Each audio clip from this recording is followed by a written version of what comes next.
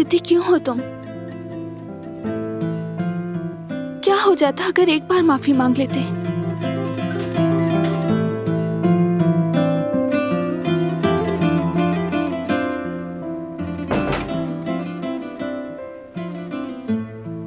दरअसल पर्दा खुला रह गया था, बस इसे ठीक करी थी।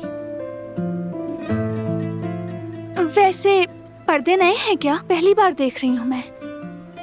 नए तो नहीं है ये, शायद तुमने पहली बार गौर किया है।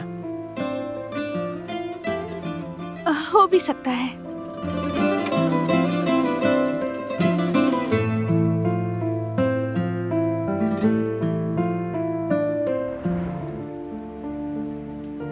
अभी भी लॉन में ही है।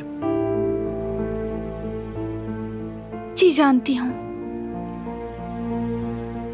मौसम सर्द हो गया है।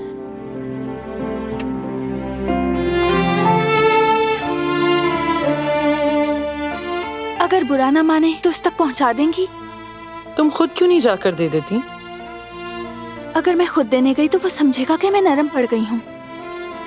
अम्मी, मैं ये चाहती हूँ कि वो अपनी गलती माने।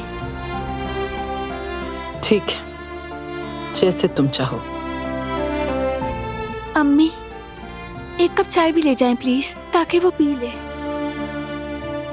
स्ट्रॉन्ग चाय पीता है वो।